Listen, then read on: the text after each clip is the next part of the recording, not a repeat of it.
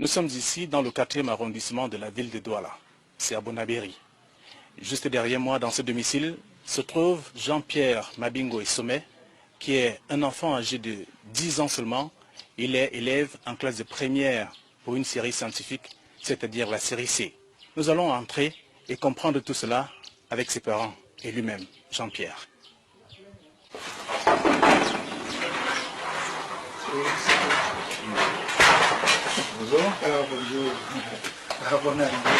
Le jeune homme qui traite l'équation de mathématiques à notre arrivée est présenté par des tiers comme un enfant surdoué.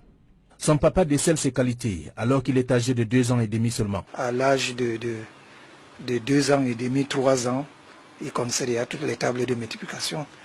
Donc à 3 ans, 4 ans, il me calculait déjà la surface du cercle. Et il me faisait déjà des dictées. Je lui parle par exemple de la conjugaison de l'imparfait, il me parle du plus que parfait. Dans ce cas, quand j'ai un enfant devant moi comme ça, j'essaie de mettre un peu la barre plus haut. Et c'est justement à cet âge que l'enfant est reçu à la petite section. Seulement, ses prouesses impressionnent les maîtresses qui décident alors de l'envoyer à la grande section le trimestre d'après. Il se retrouve à la maternelle pour avancer il était au début de la grande section. Il ne finit pas l'année. Le petit Jean-Pierre, né avant terme, a vu le jour en mai 2006.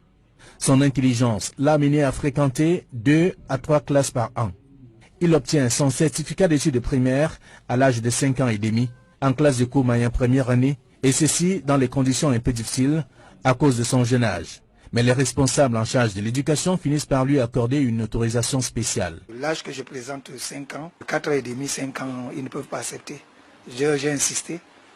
Et après un test, ils ont vu qu'ils peuvent accepter, mais avec une occupation spéciale. Durant son parcours scolaire, à la maison comme à l'école, le 3e enfant des 4 que compte la famille Mabingo a toujours impressionné son entourage et pire encore ses enseignants. On donne une épreuve, il y a une erreur dans l'épreuve.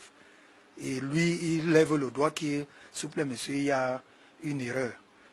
On lui dit, mais monsieur, arrête, fais comme c'est là. C'est après qu'on découvre qu'il y a l'erreur.